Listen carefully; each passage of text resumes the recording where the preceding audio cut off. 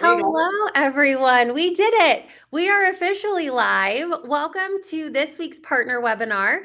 We are leveraging Redtail's workflow library with Redtail and Simplicity Ops. So I'm very lucky today to be joined by Kate, the founder of Simplicity Ops. If you don't recognize me, I'm Aubrey Jones. I'm the manager of external training here at Redtail.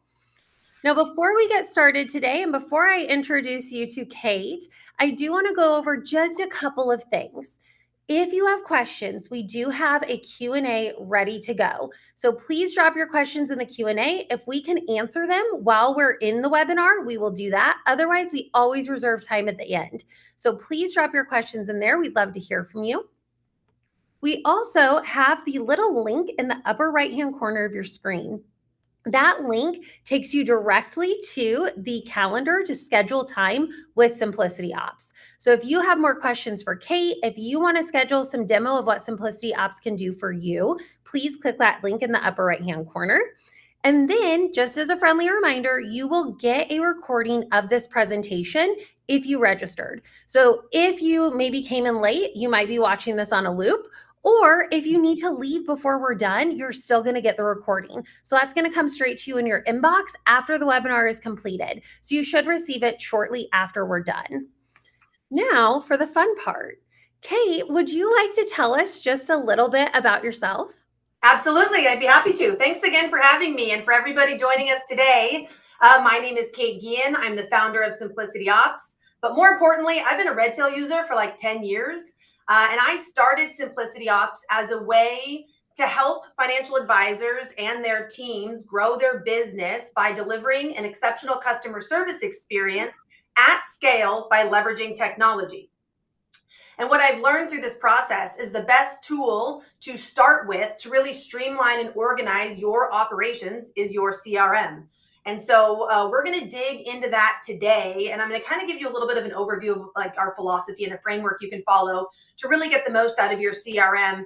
But the purpose of today's call is to really hone in on the scalability factor, being those workflows in your database. And so we're going to spend, Aubrey and I are going to actually jump in the CRM and do some modeling and show you how you can import some of the workflows that we've had the great privilege of being able to donate a couple to the Redtail library, and how you can adapt those and make them reflective of your firm's uniqueness. Yeah. So they're easily usable and easily deployable. Yeah, during our tech check yesterday, I could not believe how like on the same page we were. It was like we essentially were just saying jinx constantly, because when it comes to best practices, you've been in Redtail for so long that we are just like completely aligned. I feel like sometimes when we chat, we share a brain. And it's so nice because when we talk about building a tech stack that works for you, and when we talk about best practices and utilizing workflows so that you don't miss things, these are really the key components to a successful business. And they're also key to making people in your office feel included and feel like they know exactly what is going on. Because so often we hear people say, I didn't realize that that was something you needed, or I didn't realize that was a part of this process. And what this does is provide that clarity that is so important to be a successful firm, both inside and out.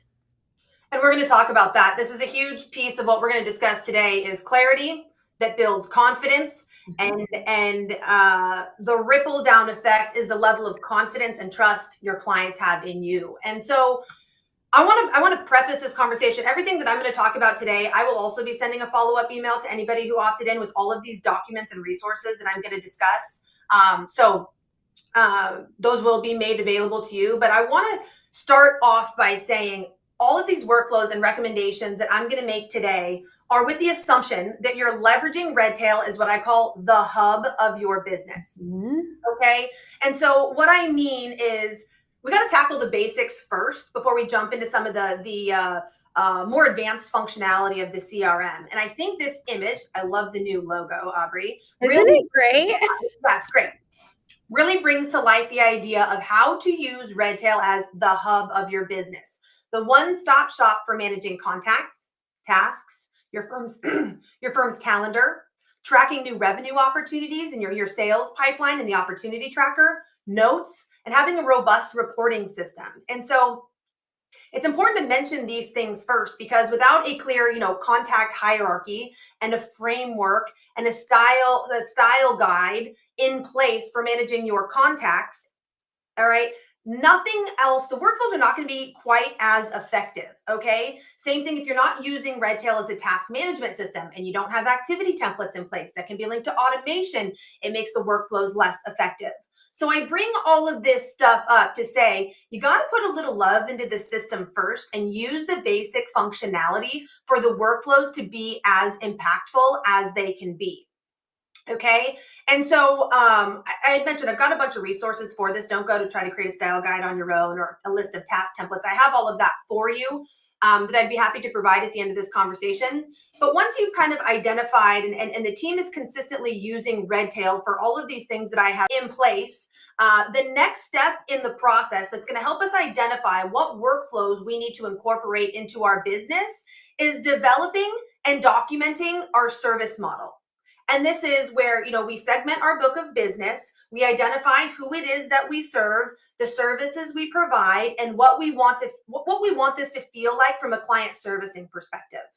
And I'm not going to spend a ton of time here. I've already done webinars on how to leverage Redtail as the vehicle for delivering a proactive client service experience, but I want to touch on this just for people who maybe haven't seen these webinars in the past, is the importance of having clarity around like who you serve and where you're going. Because once we've identified, the level of service we're providing to people, it's going to give us a good indication of what should our email templates be? What should our activity templates be? What kind of workflows do we need to standardize all of the repetitive things that we are doing? And so we use activity templates in combination with workflows because of the beautiful native automation that Redtail provides. So if you use an activity template, let's just say I need Aubrey to change a Benny, and I use that template, it can fire off the corresponding workflow, okay? And so a workflow is anything that's done more than 3 times that has more than 3 steps.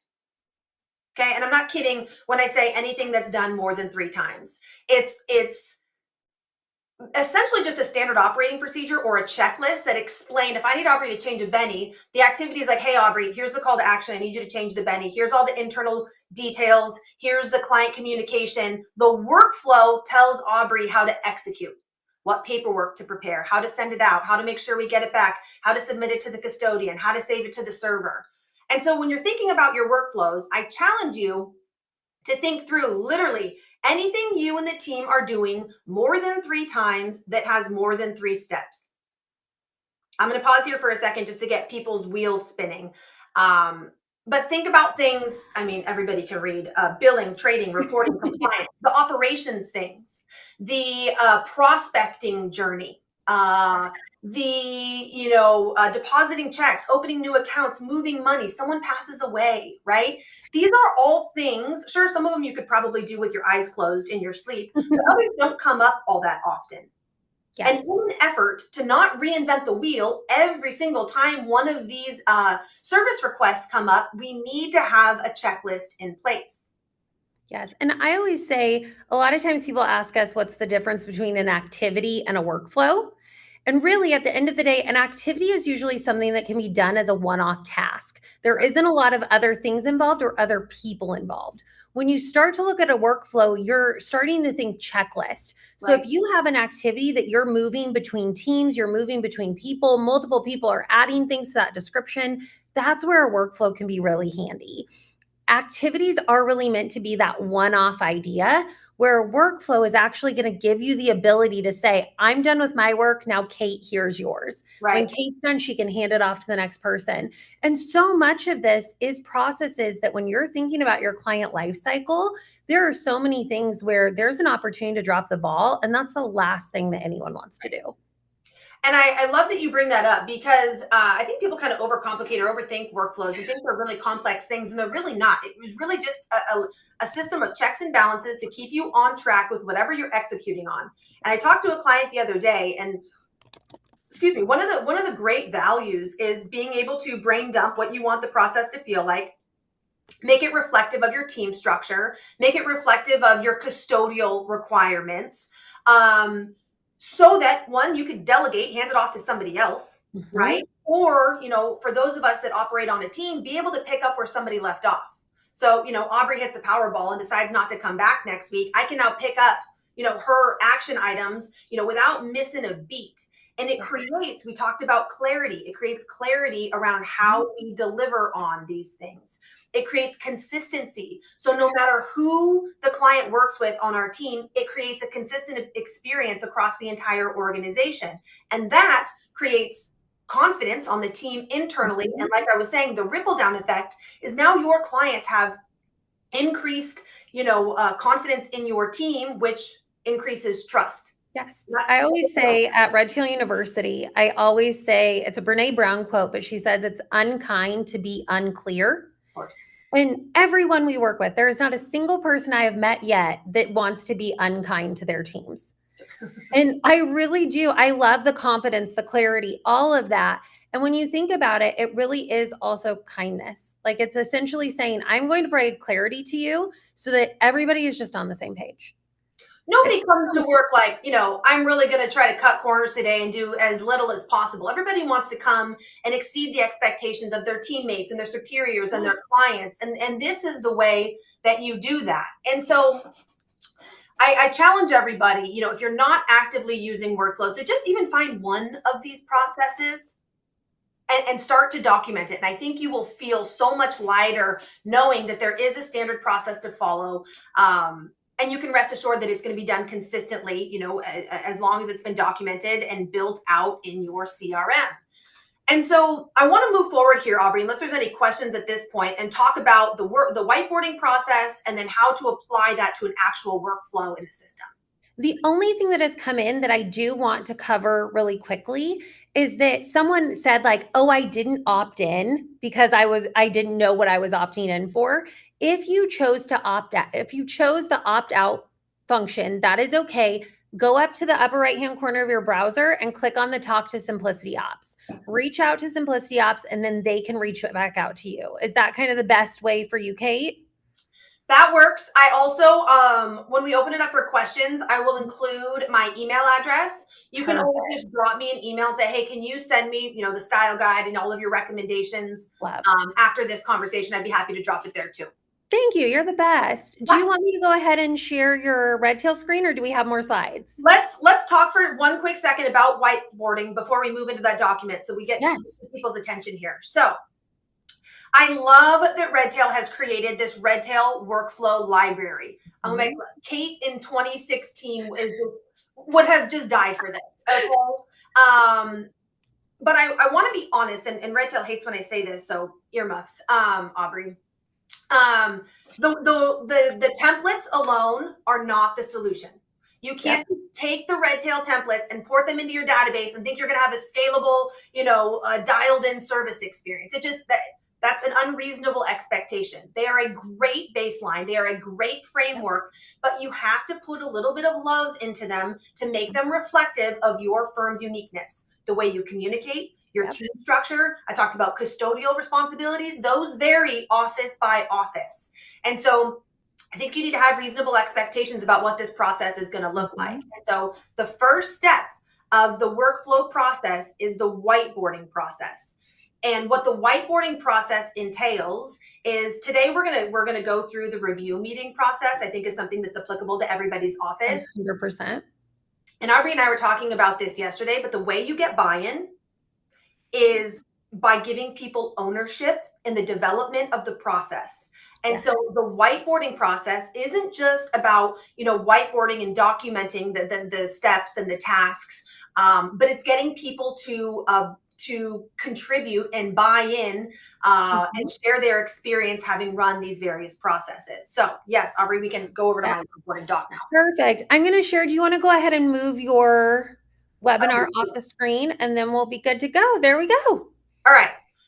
So when I talk about whiteboarding, I mean something like literally as simple as a Word doc. And the reason I bring this up is because I have tried to cut corners here, and I tried to jump directly into Redtail in the past and write a workflow from scratch, from memory. And no offense, Redtail, but like, if you don't get it right the first time and you try to like move steps and tasks and things around, it's kind of a pain in the butt.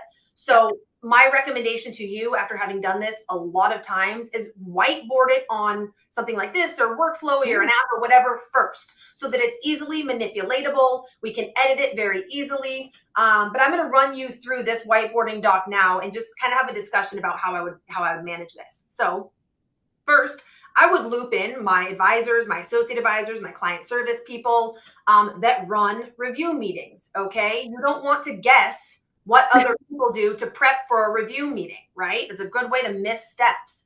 Yeah. And so I will give you guys these documents, but the point is that we open this thing up first and we say, okay, so how far in advance are we prepping for a meeting? Okay, I'm saying it's 3 days. Maybe you guys do, a week or 2 weeks. And it could depend based on the type of meeting that it is, okay? But that's a good point, Kate. Sorry to interrupt, but that goes back to the idea of what we give you today and what this template library is. You still have to make the process your own. So if in Kate's example, she's saying 3 days before the meeting, again, these are meant to be what you're doing. So if it's a week, this is just what we put into the templates. You have to make it your own. Yeah. And that's why whiteboarding is so important. We have a whole webinar on it from our team because we believe in whiteboarding. And so this process is so integral to making sure you've laid it out and provided the clarity for yourself and for your team. I couldn't agree more. And so I'll give you this so that you can edit it and make it reflective of your firm's process. But let's just say, so we've got our steps, right, which is the chronological order that need to be done in a specific sequence. And we've got our tasks that can be done in any order. And for this example, our client service person does all the review meeting prep. Maybe for your office, it's divided between the client service person and an advisor. So you might need to add an additional task. You can see what I'm getting at here. But the point is to formally document, make it absolutely foolproof that this person is responsible for doing this 3 days before a review meeting, and it's reviewing the client profile. It's combing notes, activities, the personal profile form, hobbies, interests, tags, keywords, just to make sure that we have all of the information that we need, that it is current, that it is active. I love this because Aubrey and I were talking about this yesterday. Mm-hmm. Technology has advanced so much over even just the last couple of months that now a human being doesn't even have to do this anymore. You can leverage things like Jump to comb for notes and activities and put together the agenda. Action items from the last review. I've got advisors that do surges, and at the beginning of the year, they have one curriculum or one topic, and at the end of the year, they have another, like what goes into the agenda, what are the upcoming planning topics. I love this one, setting the expectation in the meeting about the service calendar. So you say, we have our meeting today on January 1st, you can expect to hear from our team again in June for your next meeting, kind of like, don't call me, I'll call you. This keeps the reactive, fire drill stuff at bay, but having that very clearly communicated on a meeting agenda so they know what to expect and that it's consistent across the entire organization. Depending on the type of meeting, are we preparing statements, performance reports, making financial plan updates? You guys get what I'm getting at here. But the point is that we have a system of checks and balances that is very clear and easy to follow and repeatable, scalable, right? One of the things I want to say here that I really like is one of the cool things in a Redtail workflow is you can actually hyperlink some of this stuff. Yes, that's one of my favorite tricks to workflow is hyperlinking. I completely agree. So if these forms are universal forms across the entire organization, you can actually hyperlink them. So the person preparing for this meeting can just click on it, access it, download it or upload it to DocuSign or whatever that looks like. Yep.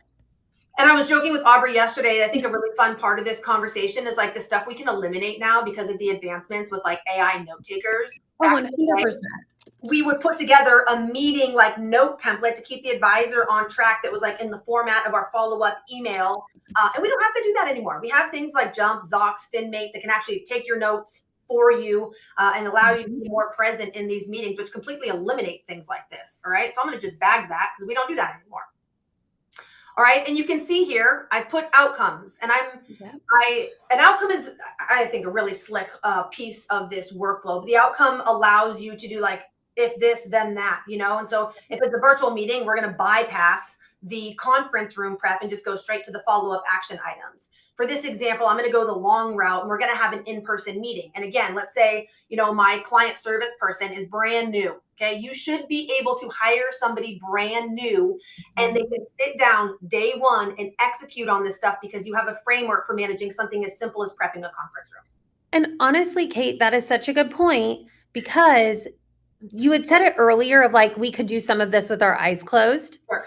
And I think so many people operate that way. But when you're making your workflows, think about, what if I'm out? What if I take a 3-week vacation? Who could do this without me here? More information is never bad information. And even something like, I'm just going to use this as an example, tissues. Okay, you're like, why tissues? Well, some of these are heavy conversations. What if the person, has a teary moment? Now you're scrambling to go find the tissues. That like breaks the whole energy and the depth that you have created during that conversation. So these things are like, they might seem nominal, but like these are what create an exceptional customer service experience that your clients tell their friends about. That's what I'm trying to accomplish here. 100%. All right. And so obviously this is going to look different for everybody. And maybe this isn't your client service person. Maybe this is your front desk person. Okay. I just want to give you some ideas about how to think through this and really get granular on what these checklists look like to make it literally foolproof. All right. So obviously after the conference room's prep, the next thing we got to do is we got to follow up to the meeting. Okay. And so for this one, the advisor is going to use the AI note taker to make sure that we're preparing a follow-up email. Okay. Or you could do it the old school way. And, we can copy and paste this and send an email, whether it's out of Redtail or out of Outlook or whatever. But the point is to have a very clear and a very consistent framework for managing everything, including the post-meeting action items so that the client knows, here's what we talked about. Here are the expectations. Here's what's upcoming. Oh, and by the way, our client service person, as I mentioned, is going to be in touch with you in June. So again, keeping the reactive stuff at bay. And then just because I know none of us are all that great and love documenting notes in Redtail, now you can push the summary into Redtail very easily. You can push the action items into Redtail very easily. But if not, then we need to have some sort of framework for keeping notes consistent with, what was discussed. Were there any recommendations made? Do we mean to make updates to their plan or whatever that might look like? But have a very clear system for documenting notes. Obviously, it's a CYA thing for compliance, but also just for good customer service to be able to reference what we covered in this meeting the next time we meet. All right, I'm going to keep rolling here so we can actually jump into the database. Yeah. Adding follow-up tasks. Okay, so let's say, our client service person doesn't do that. It's actually the advisor. If I can spell, it's actually the advisor. And now we're using something like Jump or FinMate. And so we can very easily just push in those tasks to the people on our team. We can use activity templates, which I'm going to talk about in just a second, for follow-up tasks that automate follow-up workflows. People ask me a lot, like, shouldn't there be a reminder to launch the next workflow? And I'm like, yeah, you do that with an activity template. So let's say, as a result of this review meeting, we need to open up a 529. We need to deposit the check they brought in. We need to change a Benny on account. We caught an account that had inaccurate information. It could be a number of things, right? By using an activity template, it will fire off the Benny change workflow. It'll fire off the new account workflow. It'll fire off the check deposit workflow. So technically the workflows do branch off from this individual workflow, but I'm not going to have a reminder in here about all the various workflows. That would be overkill. All right. And then let's just say, the last couple things here are housekeeping stuff. We need to update the contact record. All right. Regulatory requirement is that we meet with our clients at minimum on an annual basis. That means at minimum on an annual basis, someone's going to have their eyes on the contact record. I believe wholeheartedly that Redtail should be the source of truth for managing your client's contact information. Yes. But people move, people change addresses, people change names, all sorts of things can transpire. And in order for this to be a trustworthy place for managing these relationships, the actual data needs to be well organized and it needs to be accurate. And so here's my list of things. Is their address accurate? Email, phone, familial relationships? Do we need to log anything in the important information tab? All right, servicing advisor and writing advisor, especially for workflows. This allows the workflow to go to specific people on your team depending on who's serving the relationship. That can change. Maybe I meet Aubrey and I'm the best person to serve her initially, but now, she's coming to a giant inheritance and she's Mhm. better served by, a more senior advisor. We should have that level of flexibility, and this is how you make that happen. I All right. love that. Aubrey was a tier 4 client initially, but she just came to that giant inheritance. We need to bump up her category, and the category corresponds with the number of keywords that indicate how often I'm going to meet with her. I'm really getting into the weeds here, but this is how we keep this stuff orderly and we keep it accurate ongoingly. Redtail is going to be a living, breathing piece of your business for as long as you are ever serving clients, and that means that it needs to be well maintained. And this is how you do that.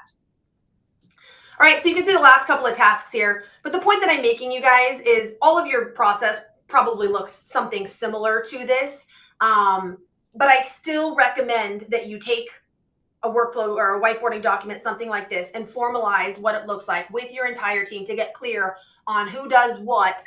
And maybe you even find that an advisor is doing a bunch of stuff that is not the highest value stuff, and we can delegate that to somebody else on the team, freeing up some capacity in the advisor role. All right. So we've met as a team. We've whiteboarded the workflow. Now is the fun part. Now I'm going to take this document and I'm going to go mirror it in the database. But the beautiful piece of this Redtail workflow library is I don't have to go create it from scratch. All right. I wish there was like a drum roll sound that we could add to this, because this really is the coolest thing. As someone who used to at Redtail University be the person that would have to copy workflows into other people's databases, this is the part that is so cool. And since we've teamed up with you, now it's even cooler, which I didn't know that was possible. So I'm excited for you to show this, because everything that you just did is so important. The whiteboarding aspect of what you do at your own firm is so important. But what Kate's about to show you is how to make it easier to not have to build from scratch. So I saw a couple of questions, and that's why I kind of butted in, is that we had a couple of questions that were saying hey, how do I copy this? It would be really great if Redtail could just copy workflows. And guess what? Would you like to show them, Kate? Yeah. So we donated a couple of our workflows, and the reason we chose these specific workflows, the review meeting, Benny change, and the Redtail maintenance workflow, because the meeting workflow and the Benny change can be cloned and adapted and retitled for any meeting, any paperwork request, and I'm going to show you what that looks like. So you're never going to have to recreate the wheel as long as you use these templates as baseline. And so I'm in Redtail here in my demo database. I go up to my name. I go to manage my account. I come down here to my workflow templates. All right, here's all the workflows that I have in my demo database, but I want to go to new template here and template library. All right. And now you can see Redtail's got all of their workflows in here, which are great. You can select all of those and import them into your database. But today I'm going to focus on the Simplicity Ops workflows that we have down here. And you can ignore this for now. The updated one is what we're going to work off of. This is going to be retired at the end of this conversation today, because we've made some pretty cool modifications to this one. But I want this one to be imported into my database. Simple as clicking the box and pressing import. And like magic, I'm back into my workflows in literally seconds. Sorry, I'm doing a whole bunch of scrolling. Kate, there's a shortcut to this. At the very top of the page, after you import, there's a view most recent hyperlink, and you can click on that and it brings it right up to the top. You guys have thought of it all. Well, if you didn't pay attention to the details like me, they are in alphabetical order. So you can see here that the Simplicity Ops Review meeting workflow literally in milliseconds is in my database. And now I can open this guy up. And so I've got my whiteboarding document here. I've got my workflow here. And now I can edit the heck out of this bad boy. And so I want to make this my review meeting workflow. So I'm going to delete the stuff that doesn't pertain. I'm going to leave it under construction until it's ready to go, until the team has reviewed it, until it's literally ready to deploy, because otherwise it becomes active. It becomes an option on your workflow dropdown. And if somebody goes to use it and it's not quite complete, it just breaks all the trust that the team has in the system. Okay. Aubrey, I've never found a convincing reason to use Owner. Can you please give me one? Yeah, I'd love to. So again, kind of coming back to the clarity for the team, I love using the owner as the person that's kind of in charge of or responsible for this process. It's Love it. not even that they maybe have something to do. Maybe it's a team, like the client services team. But if I'm a newer employee and I have a question about a task I'm working on, going to the owner of that workflow can be really helpful instead of kind of asking around and figuring that out. The other reason is that it is a filter in your reports. So you could filter by all of the workflows owned by the client services team, all of the workflows owned by Kate. So that's why I really like owner. It just kind of gives that like almost point of contact. I like that. And I also, if for reporting purposes, use the category. So this is a demo database, so it's probably not going to have it, but I'm going to put review meeting because now I can run a report to see how many open review meeting workflows are there assigned to the advisor team or whatever you just used. I do have something to add here too, Kate. It is integral that if you ever want to use an automation within Redtail, that you put a category. A category is required in order for automations to work with workflows. So always put a category, even if it's just general information. Great point. And so I'm gonna buzz through some of this, but I'm gonna make this on target date. What am I doing wrong here? Set 0 days after creation, because I put a cheat sheet in here. I like leveraging things like G reminders because it creates automation in launching workflows.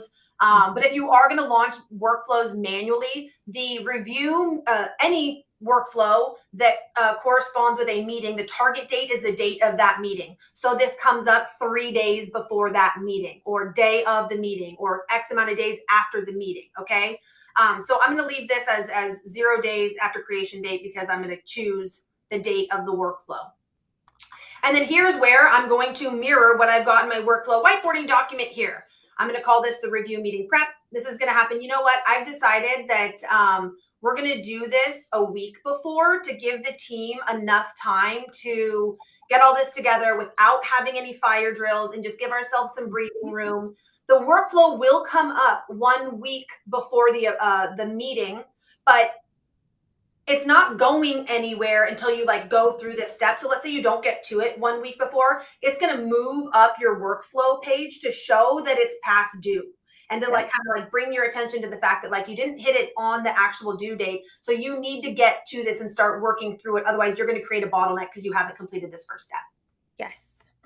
All right. And then I'm going to assign it to, and this is where Aubrey and I might differ in our best practice, but I never use user, because if that user changes, you have to go through and update every single stinking task to the next user. So I use team, I use role, or I use the creating user.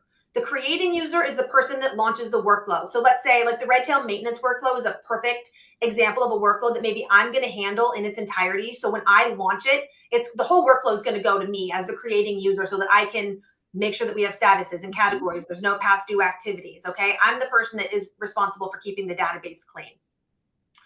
A role means that this task is going to go specifically to someone on the team that is listed as whatever role it might be on the contact record. So role is contact specific. So if Aubrey and I are on the same team and I do the tier 1 clients and she does the tier 2 clients, the tier 2 workflows are going to go to her and the tier 1 workflows are going to go to me. Mm-hmm. And then roles are my favorite thing to assign because they cherry pick. They make it so that you could have one workflow. You could have 7 advisors at your firm, but one workflow can assign out to all 7 of those based off of who they're servicing. That's where, to me, the time save is. That's how you answer the question. Well, should I have different workflows for advisor A and advisor B? It's no, you guys need to operate the exact same way. You can use roles to make them go to individual people. Versus the team, and I argue this all the time, the team is not a team. Aubrey and I are never going to be on the team together. It creates unnecessary confusion. It creates unnecessary communication back and forth. Aubrey, you got it. Kate, you got it. We're going to kill that. But the team is going to be like the operations team or the trading team or the portfolio management team. It's going to be a single person that handles whatever that responsibility is across the entire organization. Yes. Okay. And so for this example, the role is CSA, okay? Because we've got multiple CSAs and we want to make sure that this task goes to that specific CSA on that specific contact record. And that person is going to do X, Y, and Z. And you know what? I actually don't need to do this anymore because I'm leveraging an AI tool. So instead of reviewing the client profile, I'm going to say, use Jump to prep use Jump to prep agenda and generate past notes, activities, whatever. You guys get what I'm saying here, okay? Yeah. So here's our opportunity to clean this up, organize it. You know, we, as part of the client welcome, we reference their interests and their keywords and their tags, because we want to have a Diet Coke for Bob Jones. We want to have, you know, non-dairy creamer for Mrs. Smith. And so we keep all of that in the CRM. And so it's important that we reference those things when we put together our client welcome. Okay. You know, I don't do meeting templates anymore because I've got Jump. Yeah. All right. Well, some of those AI tools are just unreal to leverage, and I will never understand why some people don't, because having those things done for you can save you so much time. Can save you so much time. And so one of the things I want to say here is I kind of glossed over this. This is the step. Okay. Steps follow a chronological order. Tasks can be done in any order, but you can't move on from this step until all the tasks are complete. So let's say we also need the advisor to do something.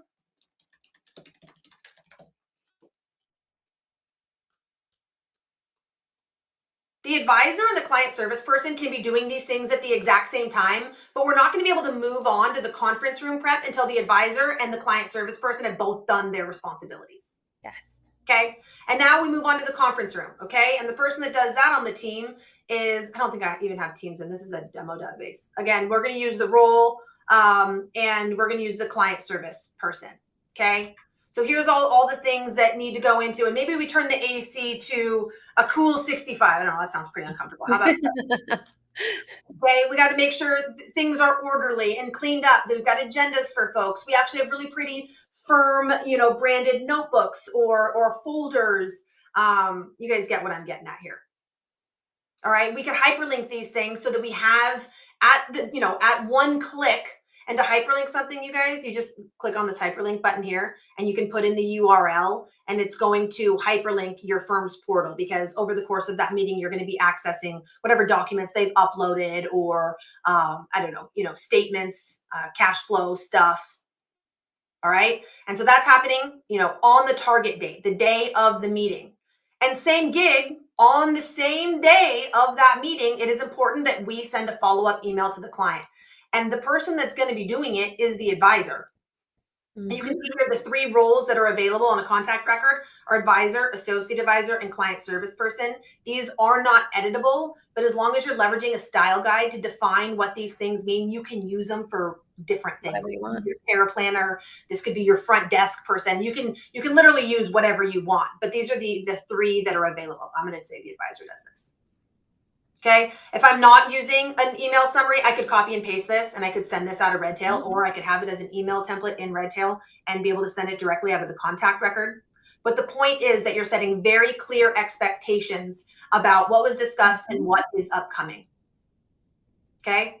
Adding meeting notes. Again, if you're using something like Jump or FinMate or Zox, you can push the note directly into the contact record. And I'm going to have the advisor do that. It is literally so simple. It's just a click of a button.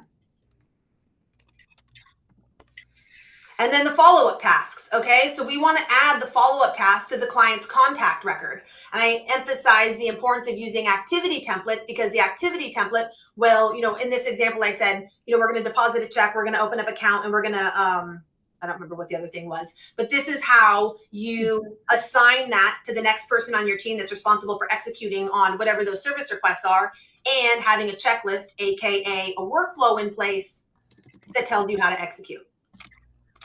All right, and this step cannot be skipped, or this task cannot be skipped. I can't tell you how often I get in databases and people are like, oh yeah, I think that's their old mailing address, or I think that's their old, that's not really their last name, and it just creates a mistrust in the system, and everything else starts to break down if this stuff isn't accurate. And so embedding, your service model here, making sure all the keywords are applicable. Maybe they used to be a Dodgers fan and now they're a Phillies fan. I don't know. I'm making that up. But we want to make sure that this information is relevant and that it's accurate.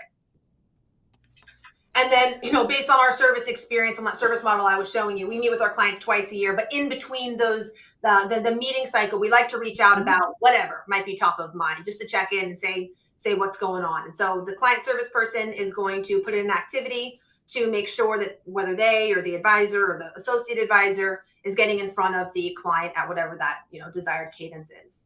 And then lastly, we obtained a bunch of information from the client. We need to make sure we put it into SharePoint or Box or Dropbox or whatever you guys are using. But this just standardizes the process. And what I want to really hone in on here is this is a really easy workflow. Make sure you always save it. This is a really easy workflow. But there are some, like let's use client death as an example. And you could totally use my Benny change workflow, clone it, and I want to show you what that looks like and retitle it because the most excellent customer service to me is proactive and highly personalized. When there's money in motion, when someone has passed away, when there's paperwork in limbo, you always want to be 2 steps ahead of your clients. You never want to be beat to the punch. There's nothing worse than they say, "Hey, Aubrey, can you send me 10 grand?" And you're like, "Yeah, sure, no problem." They reach out next week, like, "Hey, Aubrey, where's my 10 grand? Right? You look like a ding dong. And so having a workflow in place, you don't need to follow it verbatim to deposit the check or send the money, but having the checklist in place, oh yeah, I did that, do, and having an email template that says, "Aubrey, there was a delay. I had to place a trade. It's not going to settle till tomorrow. Money's going to be to you on Monday." Or, "Hey, Aubrey, I've in fact done what I said I was going to do. Money's in your bank account." Just closes the loop and really elevates the client service experience. And so I want to go back to my workflow for just a second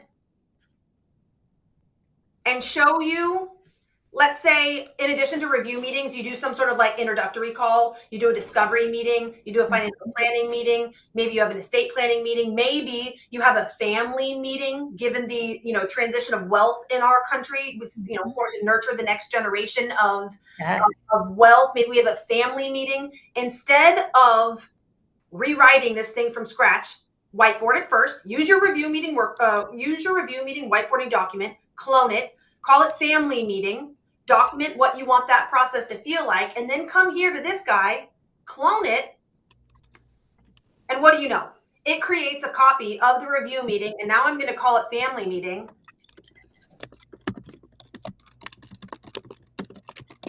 You guys picking up what I'm putting down?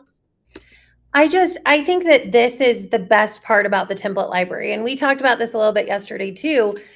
You can take these templates, and what they really are just the bones of saying, every time that I do something, it revolves around a certain type of date, or every time I do something that looks similar to this, and you're just going in and adding the meat. And every time it can be a little bit different. But just because we have a prospecting template doesn't mean that that prospecting template couldn't also be a call cadence. A lot of these things are essentially saying a beneficiary change may also work for an address change, may also work for a client death, may also work for something else. So that workflow template library can really be your place to go to say, I think that this is similar enough that I can make some edits and changes of our own and not have to recreate the wheel. I love that. And I want to clear up confusion on 2 things that I hear a lot is the whole idea about target dates. So I keep it really simple. Any workflow that coordinates a meeting, the target date is the date of the meeting. Any workflow that is a service request or paperwork or whatever it is, the target date is today. Today, you need to generate paperwork. 1 week from today, you need to make sure you get it back. On that day, you need to submit it to the custodian, save it to the server. 3 days after that, you got to double check that the custodian did what you asked him to do. Then you got to follow up with the client. It all stems from the date of that service request. Keep it really, really simple. The last one that I want to show here, and then I'll open it up for questions, Aubrey, is going back to the library for just a second. You've got all these killer resources from the Redtail, from RTU, but this review meeting that we talked about can be adapted and cloned 1,000 times for every type of meeting that you have. The last piece I was going to say is this quarterly Redtail maintenance workflow. I had mentioned multiple times about the importance of data integrity, consistency, reducing bottlenecks, and just really leveraging Redtail to be the source of truth for managing your practice. This workflow, I 10 out of 10 recommend everybody importing into their database to use as a checklist for keeping Redtail well organized. I had mentioned that Redtail is going to be a living, breathing piece of your business. You've got a lot of cooks in the kitchen, a lot of people messing with, different functions. And it's really important that you keep everything really well organized. And I like this workflow for that purpose. I agree. I think that there's so much when you think about Redtail to really consider when you're thinking about what is important to our firm, where are the places that we've dropped the ball in the past, and what do we want to do to fix that? Like, how do we say, like, this process is important to us, so we're going to make it a workflow so that ball doesn't get dropped. Now, I'm going to go ahead and share your slides again because I think you had a couple other things you wanted to mention as well, Kate. Yeah, I want to open it up for questions. I think I've showed what next steps look like, but I also wanted to, document that in a checklist here so that people can kind of follow along with the video and with what, our action steps are. I will provide everybody, like I said, in a follow-up email, the resources that I mentioned, the style guide, recommended email templates, recommended automations, workflows, whiteboarding documents that you can use as a baseline and adapt to your firm's processes. But I just challenge everybody to take one process, the review meeting process that we looked at today. Yes, and exactly. Standardize what that looks like. And I think you will breathe a huge sigh of relief knowing that it no longer lives up here and that we have a framework in place to follow to host really impactful review meetings. 100%. Now, we had a couple of people in the Q&A. One person was very kind to us, Kate. They said that with the looped noise, it sounded like we had the makings for a club hit. Oh, so maybe you and I could take this show on the road. Perfect. I think it could work for us. If we ever needed a backup, we at least have that. Great. But most importantly, we have a few people that did that opt out. And so can you just share again this info at Simplicity Ops? If they email you, you will send them the information? Yep. I will send you all of the resources that we put together for this webinar today. Just shoot my team an info at Simplicity Ops email. If you're not quite, ready to do all of this and want to just keep in touch, we have a wonderful free community of RIA owners and operators that has blossomed into a great collaborative place to keep in touch with us. And, we do educational webinars like this too, and also hear from other people in your similar position. And then, I'd love to get to know you guys and learn more about your business. And so if you'd like to schedule some time, that QR code, you can literally scan on your phone and get right to my calendar. Incredible. Now, someone asked, what would be an ideal client onboarding workflow? And I know that we have a client onboarding workflow in that template library. Now, if you're looking at the template library, we don't have these on the help desk for the Simplicity Ops workflows, but Kate has that information for you too. But on the Redtail help desk, if you just type in workflow templates, it's going to pull up a full page of all of those templates that are in the Redtail workflow library and show you what is inside of those templates. So if you're wanting to kind of get an overview before you add it to your database, going into the help desk and just typing workflow templates is a great place to start. I love that. And I want to piggyback on that because when you're thinking about writing a onboarding workflow, I don't advise writing one long onboarding workflow from intro to discovery to financial planning to onboarding. I break those up into individual workflows to allow for flexibility. If I meet Aubrey in an intro call and she's got $20 million and she's like, listen, I just want to sign paperwork, move the money and let's get going. You need to allow for that level of flexibility. If you're going to leverage an online calendaring tool, you need to have individual links for each different meeting that corresponds with the individual workflows to execute those meetings. And so I just have found that one long onboarding workflow doesn't work. It's convoluted, it's hard to use, and I've never found great success in that. And that honestly really does kind of push the idea of whiteboarding even further, because a lot of times, Curtis and I talk about this at Redtail University, you'll get into your whiteboarding and you start laying out those dates of this is you 3 days before, this is you 1 day before.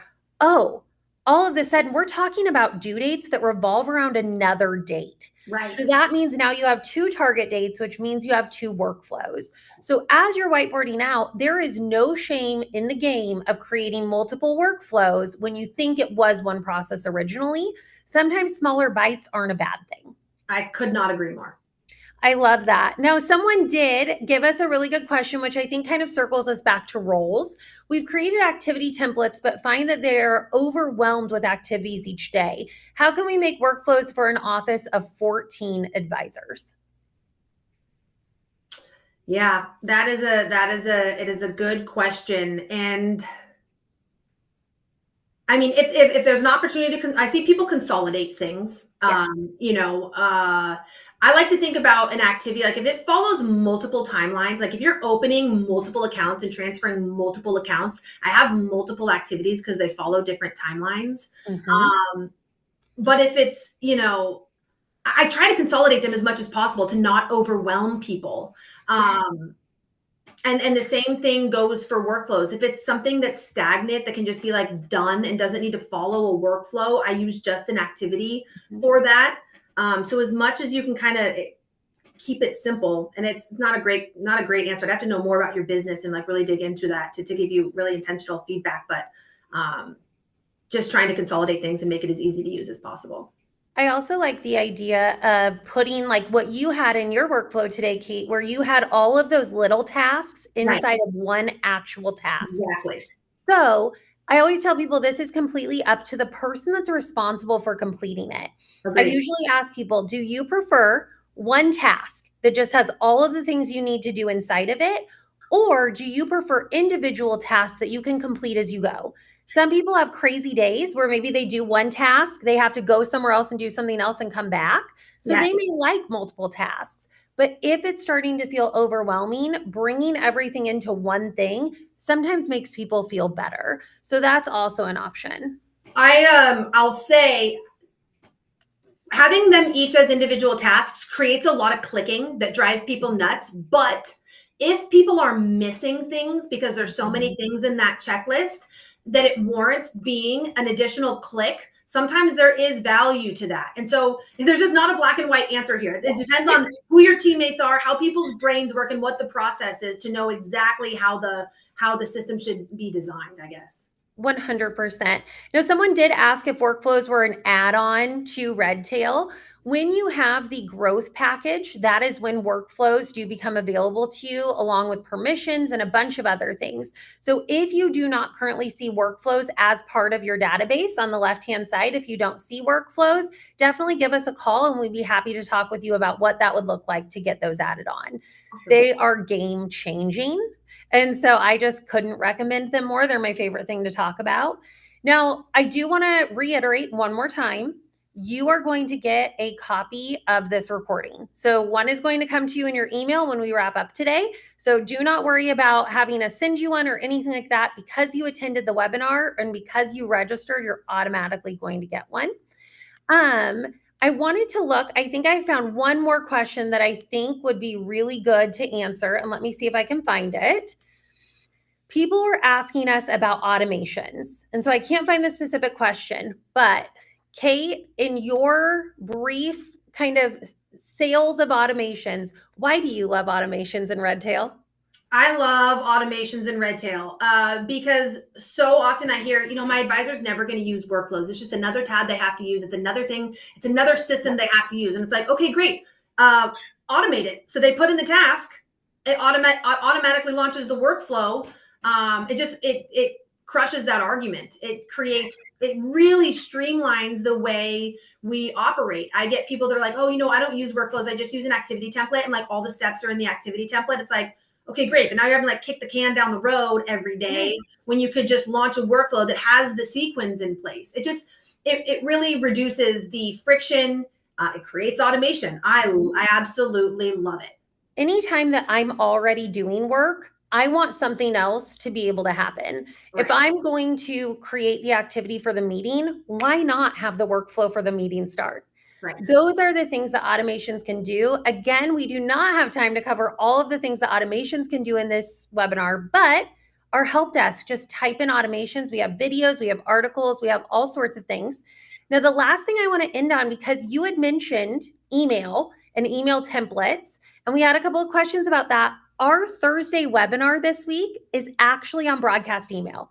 So it Fabulous. couldn't have been better timing. It's like you read our minds. So if you enjoy the webinar style of learning, we do have another live webinar on the help desk. You can click on live webinars and register for that as well. But Kate, it has been, as per usual, an absolute pleasure.